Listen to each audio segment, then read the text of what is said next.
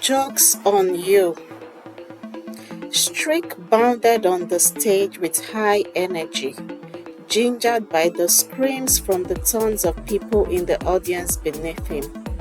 The sounds from the many megaphones in the hall as they reverberated the tunes of his latest single gave him a high like none he had felt in a long time. It was his first show, and he knew he was killing it. Yes, this is it, he said to himself.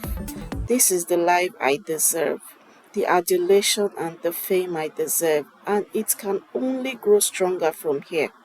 I am going to be the next big thing in Nigeria and Africa. Just wait, you all. He strutted some more, doing his signature dance, which his team and he hoped would be a viral TikTok sensation soon. Then paused.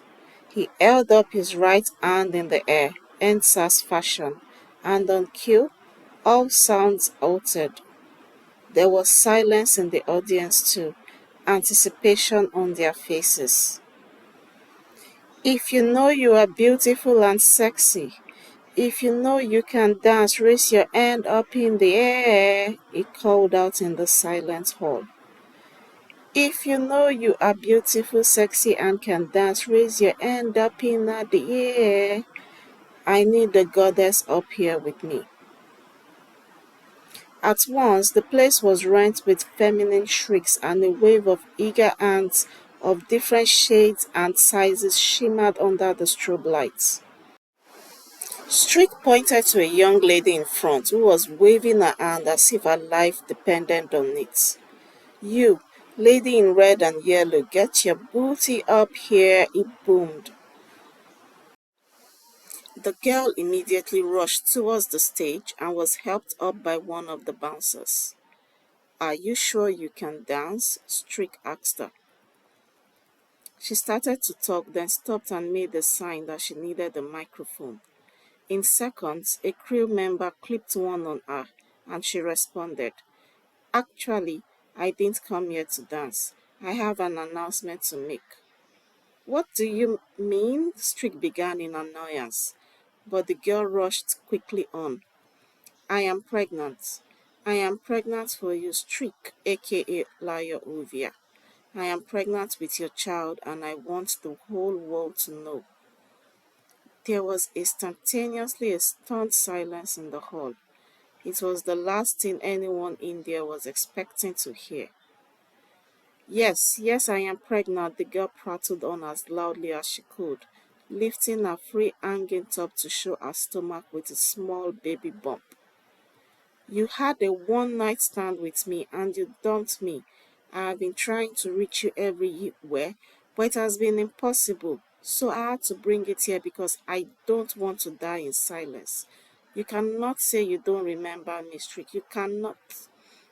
The rest of our words were cut off as his bodyguard, who had been shocked as everyone else for some minutes, swung into action and began to hustle her off the stage.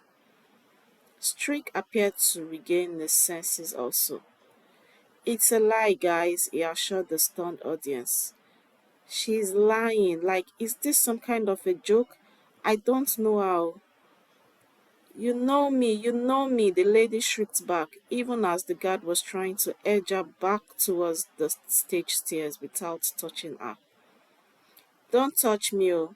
I am pregnant. Don't touch me, she screamed when he tried to grab the mic off her to silence any further words. He hurriedly stopped. Shouts of, Leave her now, let her talk, Streak, collect your baby, rent the air, and a multitude of camera flashes twinkled, showing that a lot of people were recording the event. This is a lie, guys. I can assure you of that. I don't know this girl, Streak tried to defend himself.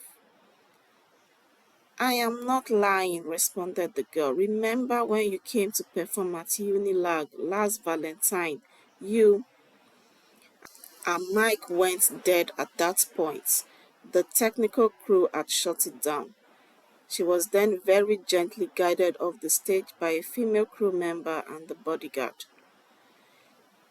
Believe me, guys, this is some kind of joke. All of that BS is not true, Strick assured the crowd again. But the widespread murmuring in the hall showed they were not buying it. Strick's music blasted back on at that moment and he resumed his performance with even more energy than before. The crowd immediately forgot the mild drama that had just taken place, at least for the time being. It was soon time for a guest artist to perform, and as Strick was ushered off the stage to catch a breather, his manager approached him, beaming with smiles. "What's up?" Strick questioned him anxiously. "Did it work?" "Relax, liar. Always trust me. I told you it will work, and it is working. You are already trending, bro. You are blowing up everywhere like wildfire."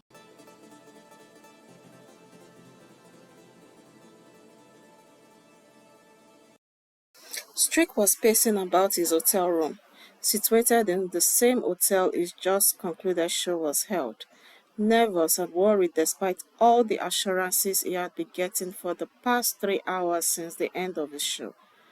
A small-statured guy with very light skin and a head full of dreadlocks. He was good-looking to behold.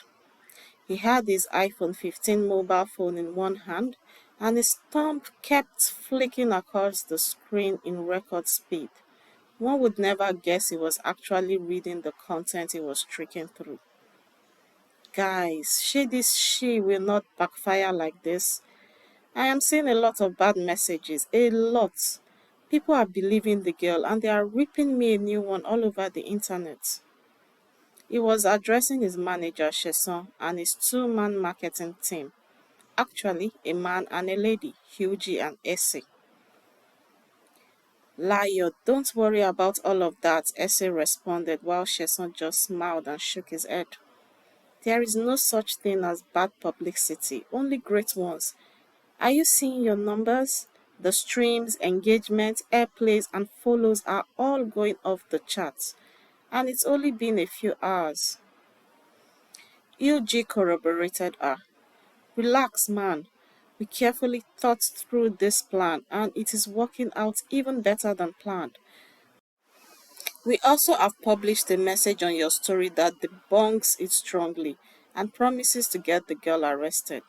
That signals very strongly your innocence. Now it's time to prepare for our next step. Relax." Almost as soon as UG finished speaking, there was a knock on the door. Shesa went to get it, letting in a young man and the girl in red and yellow outfits. The same girl that had made the pregnancy claim during Strick's performance. The man was known to everyone in the room. He was a member of Sheson's team, and the girl was his girlfriend. He was actually the father of the unborn child she had claimed belonged to Strick. Over the next hour, Strick watched his team carefully coach the girl on how to put together her apology video for posting before the end of the day. The content of the video would be her clearly stating that it was all a clout chase on her part, that she had seized the situation to tell lies on Strick, thinking it would make her popular. But now that she was seeing how Strick was taking legal steps against her, she no longer had the courage to go on with her scheme. In truth, she would say she had never met Strick and someone else was responsible for her pregnancy. "Once you've done the video, send it to me for vetting before posting," Essay concluded. What if people think she was coerced into making the apology? That she was threatened or paid off? Strick chipped in. "That is why Toby here will also release his own video the following day. He will come out to claim the baby with his full chest and with evidence," Sheson reminded him. "Dude, we've got everything on lockdown." Strick found that reassuring. He let out a breath that took with it a lot of his pent-up anxiety, and smiling sheepishly acknowledged his team. "Well done, guys. Na serious brain work una dey do. Oya now, let's get the ball rolling."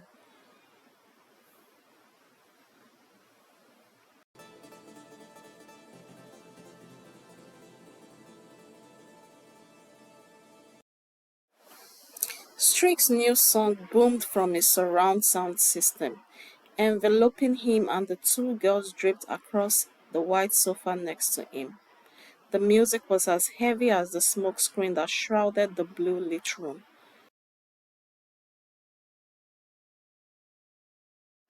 But Strick's real eye came from within, an exhilaration from how things were going for him since the viral plan was initiated. He had remained top of every news and conversation on and offline since the incident, and while there was a significant amount of bad press with it, none was doing any harm to his stats. Only wonders. On top of that, the biggest of the biggest media companies in the country were asking him for interviews, one of which he had already granted. But the very best thing was that an international, well renowned record label had reached out, signaling a strong interest to work with him. This is it. Now it is finally happening. This is my time to blow for real, he told himself. For so long he had been stuck in upcoming artist mode, barely even worthy of being called a B-lister. But now, here was finally his opportunity to break into the A-list. Lay, your phone is ringing. The slurred voice of one of the girls brought Strick out of dreamland. His girlfriend were twin sisters, almost as identical as two mint 100 naira notes, but for the fact that one was as light skinned as the other was dark. They were both stunned as though. She handed him the phone. It was Sheson calling. Liar, there is a problem. Toby and his girlfriend are not keeping to the plan. I need you to come to the office quickly. We are having a meeting with them right now. Listen to me, Liar. We need you here quickly, he said impatiently and insistently. Okay, okay. Despite his state, Strick got into his G-Wagon and drove down to the said office. Good thing it was situated in the same estate as his, hence not too far. He arrived there to find not just Sheson, Hughie, and Essie waiting, but Toby, his girlfriend, and three other hefty, rough-looking guys he did not recognize as well. What is going on here? He asked, and added, waving at the three. Who be these people? Sheson sprang to his feet, looking very agitated. Toby, the blackmailers knew. He showed up here with these people today and demanded for money. He is saying if we do not pay, his girlfriend and he would post no apologies video. In fact, they are threatening to expose that it was all planned work. Money, Azal. Did we already give you money when we signed you up for this plan, eh? Toby. He made a move towards Toby aggressively, and one of the three strangers edged him off with his bulky body. Strick was stunned. You think say na shere shere? You think say I will come here like this without protection? Laughed Toby. Which useless money you dey talk about, sef? That chicken change where you give me na money? Ogbeni, is that what I want to use to feed my child when it's born? Omo, you must drop 20 mil or no show. 20 million? You must be a joker. The joke's on you, bro. You are lying to the world and getting huge benefits of that. Well, I can't get my fair share now. Pay up within 24 hours or the whole world will hear about your lies. And I've got evidence.